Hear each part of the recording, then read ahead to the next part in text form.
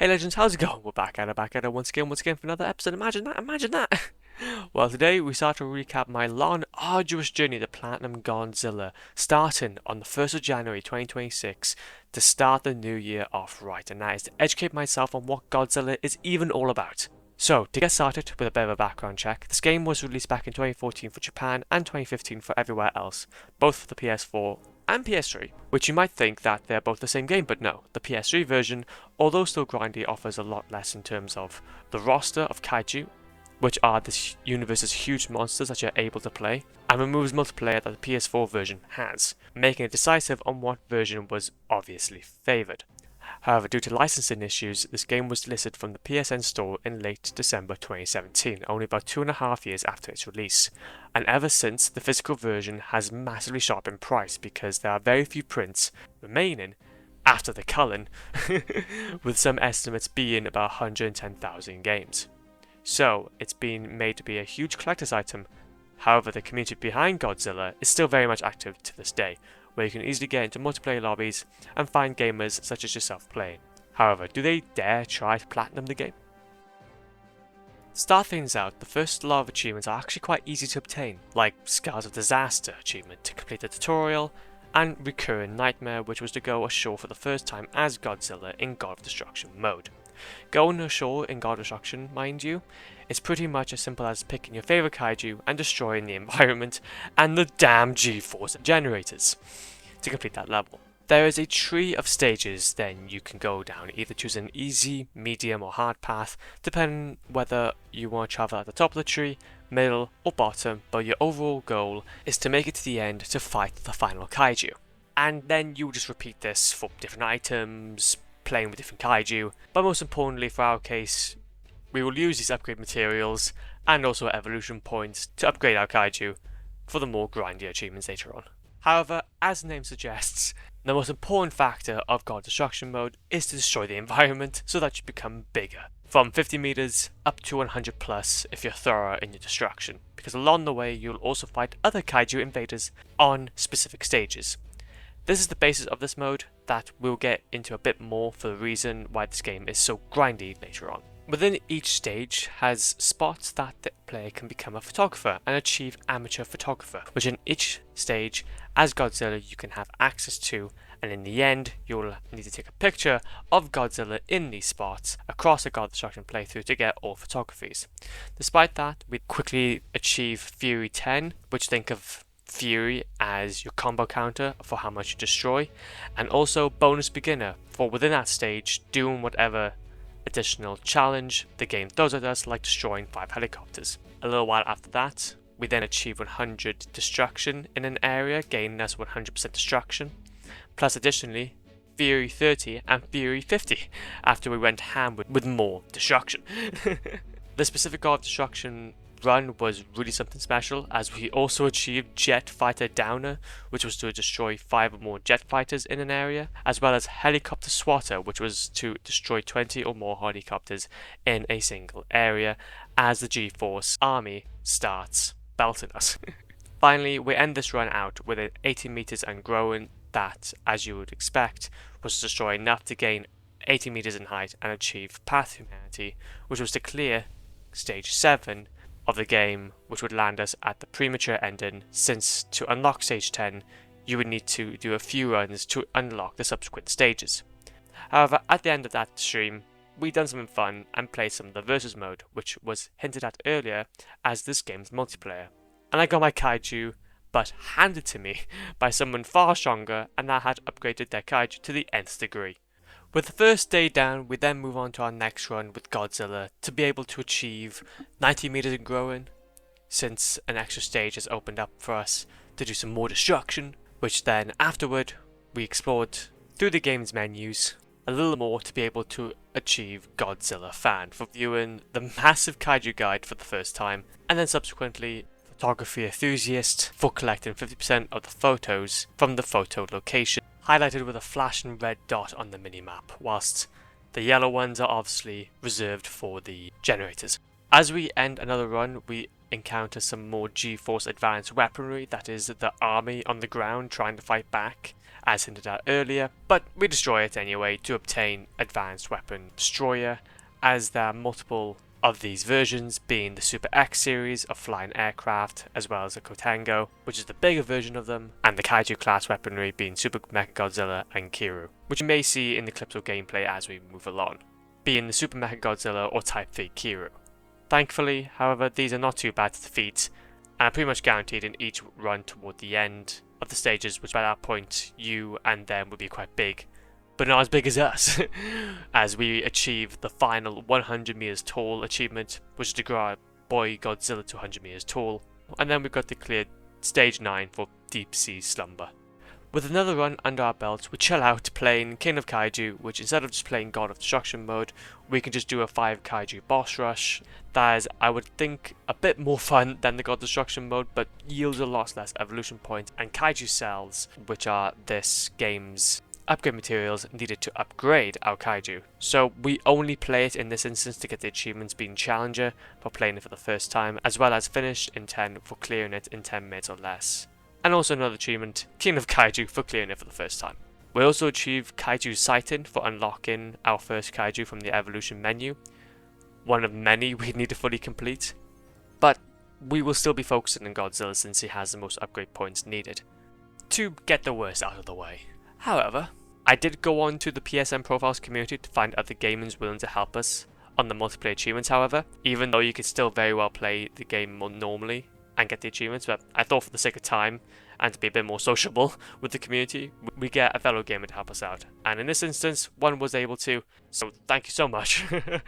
So we won for the first time, getting first as winner, and I repaid the favour by dying a ton. The community for this game are awesome since we're all in a unique situation to own and be playing at the same time one of the world's most rarest PlayStation 4 games. And you even hear stories of how they were gifted it for Christmas by their partners and loved ones, which is really wholesome. And similarly with me, I was also gifted this for Christmas. So both thank you for the fellow gamers for playing with us, and also my loved one for getting me this as a gift. Later on, after this triumph in versus mode, we move on to our next God Destruction run, which took us to the final stage, which can be only achieved if you can survive to stage 9 and be at 100 meters in height, as the final boss will be Godzilla from the 2014 film, as you are turned into Burning Godzilla. Also, there'll be a ton of G-Force on the ground personnel trying to take you both down, which can be definitely frustrating, and sometimes some of their advanced weaponry can appear, but ultimately, once cleared, you will obtain a Monster's Legacy for clearing the final stage. But to quickly meander on, you can have different ending boss Kaiju being either yourself, as Burning Godzilla if you play it as like another Kaiju, like Destroyer, or Godzilla 2014, as we saw there, or even more uniquely, if you play as Godzilla 1964, you get 2 100 meter Mothra larvae, which is like an additional Kaiju you get to play as part of the PS4 version, but does not count toward upgrading every Kaiju for the final achievement. So here it is a fun throwback to the 1960s, where it all began, which I can definitely see his design being very clothy and wide-eyed. After that heroin run, we have some more Kaiju cells and more evolution points to put into our Godzilla to get indication of evolution, which we can take on our next subsequent one, which will also net us Photographer Extraordinaire for collecting all 100% data photo locations, as well as encountering our last Mechagodzilla to achieve Mechagodzilla Hunter, which will destroy all 4 Mechagodzillas found in the God of Destruction mode. By this point, we had played quite a few runs, so we were also able to explore each stage of the map for God of Destruction, which was to clear all areas in God of Destruction mode, as well as collect and register all entries for the Kaiju Guide. So by this point, we also obtained Godzilla Expert and Crazy for Godzilla for viewing all those entries. Yes, there is a baby Godzilla, who would have thought, and damn, they are looking dashing. By this point though, we were running out of time in our streams, so we end things out for the night by playing another round of King of Kaiju and going for the last 2 achievements needed, which is speedrun it with the Goat Biolante and clearing these stages in just about 6 minutes or less to obtain Finished in 8 and Finished in 6, which was to clear King of Kaiju mode in 8, then subsequently 6 minutes or less. Plus, then we played a few more matches of versus mode to get versus 10, which was to play 10 matches of, and the best achievement of all, Diorama Beginner, which was to use diorama mode for the first time. This is such a fun playground as you get to create scenes with the kaiju, maps and entities you collect to make some awesome scenes, which we will later, just for fun. Now, this is when things get interesting, as there's one secret in the game that you can find if you follow a specific set of steps, and that is to get a secret cutscene with Jet Jaguar, which is a fan favourite amongst the franchise, and now mine too. As much as this game is filled with lore about the Godzilla franchise, I simply could not fit enough about these characters into one video, but to commemorate our boy, I can summarise this excerpt from the Kaiju guide, where Jet Jaguar was first shown in the Godzilla vs. Megalon film from 1973, and is a humanoid robot operated by goddamn radio waves initially, before becoming sentient.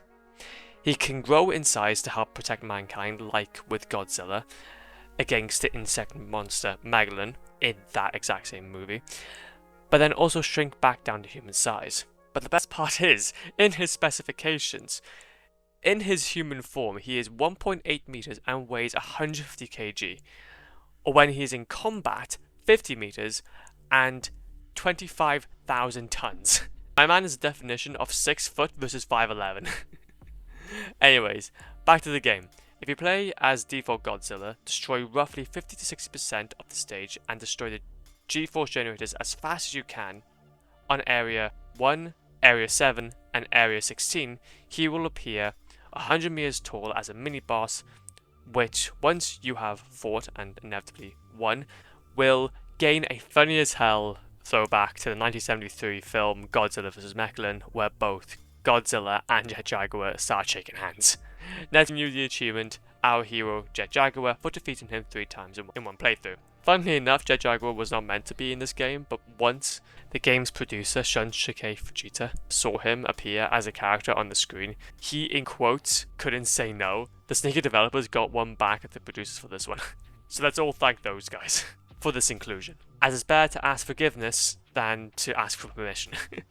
After our adventure with Jet Jaguar, we then later on in the evening got Base Master, which was to earn all the bases in diorama mode, which is the maps you can put the kaiju in, as well as further into the playthrough getting Kaiju Killer for properly defeating all different types of kaiju in God Destruction mode, and subsequently Kaiju Collector for seeing and unlocking all available kaiju in the evolution menu. Plus, we also done some upgrading for Godzilla to obtain Jump Attack and Back Charge to net us the Shower Demon achievement, and Killer Breath for unlocking all atomic breath types for Godzilla in the evolution mode, which these were done on the 4th of January 2026, and then further playing as Godzilla, we obtain Perfect Being for fully upgrading him on the 6th of January 2026, 2 days later. However, this is now where the grind truly begins, as all the previous achievements, although unique and challenging in their own ways, now we need to evolve each kaiju to their maximum level, beside the 1964 Godzilla in evolution mode,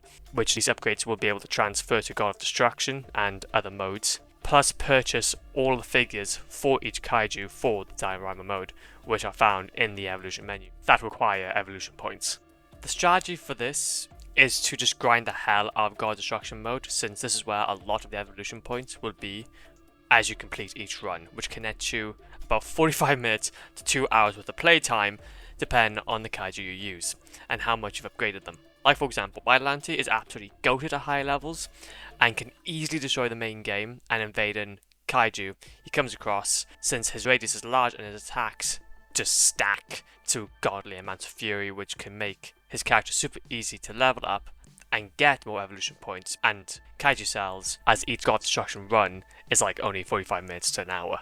However, fighting with much slower kaiju, like the dreadful Mechagodzilla, which is a slogfest, and you get easily annihilated by smaller, quicker kaiju because you simply do not have the ability to fight back quickly enough, meaning you can accidentally die in random encounters and have to restart, can be very frustrating, especially when you're trying to get kaiju cells from Destroyer, which are called Destroyer cells, or any other 100 meter kaiju encounter. can be incredibly difficult, or if you just see a random 100-meter kaiju encounter, which are just like these super invaders, they would just all stomp all over you.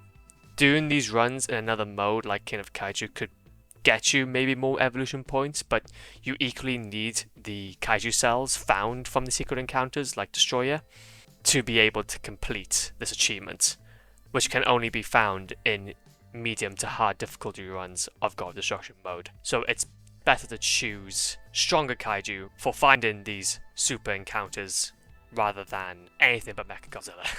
So, to say I was able to watch a very large portion of the Godzilla and Kong movies whilst I was playing this would be an understatement. And funnily enough, I found Jack Black playing as the filmmaker from the 2005 King Kong movie was quite interesting. As seeing him play a more serious role was strange. Seems off topic, but King Kong in his later years after the game was released is a part of the MonsterVerse after Warner Bros. Acquired the rights.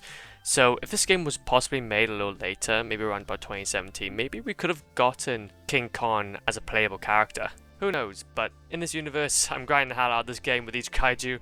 Spent at least 60 to 70 hours just upgrading each dude. By far the worst for me was between the Mechagodzillas because there are two of them. Literally Mechagodzilla 1, Mechagodzilla 2, with literally no gameplay difference. And with them being the slowest and can roll over to pretty much most attacks, they were frustrating to upgrade. So I pretty much try to avoid any 100-meter counters with them because I knew I just wouldn't win. As well, Space Godzilla was a bit of a pushover since he was especially slow on the ground. A little quick in the air, but is more prone to being knocked back. Plus, when he attacks, it's super short range, and this game is all about combos, not singular attacks, so he's a goner. Despite all this, we do have again the best kaiju, which is Biollante, which just makes life a ton more easier. As previously stated, he's just a beast with racking up combos with all of his different tentacles.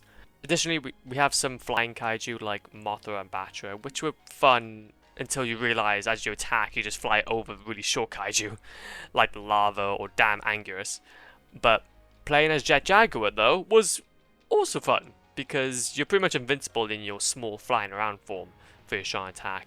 And as well with King Ghidorah was a blast, shooting ton of lasers, joke. But one thing that is quite important about people like the Jaguar, some of the Mechagodzillas as well as Mothra, so essentially the friendly characters, is that you don't go through the God of Destruction mode normally. You're actually the one helping save humanity by trying to get the invaders from destroying as little as possibly can. So if, for example, Ghidorah were to destroy 60% or below of the map before you're able to stop him, then that would count as a fail. So these guys were a lot more quicker as well to deal with, since to complete a run is a lot more easier, since you're not having to deal with destroying the map and also destroying generators. You're just worried about defeating the kaiju, since you will grow height that way.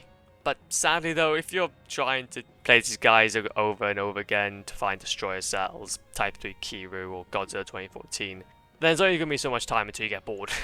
But since Destroyer, Godzilla 2014 or Type 3 Kiru can only spawn with certain kaiju, you may have to play with them for a little bit longer just so that you can actually get those extra cells, even if you fully upgraded them. But carrying on, Gigan cells weren't too bad to get, and he wasn't too bad to play with, as he's just this chainsaw massacre machine. So you can either get locked into a single path of destruction until he exits out of his strong attack, or you are the one just getting comboed to the high heavens by him. All I can say is Mechagodzilla and Gigan is just a trash combo.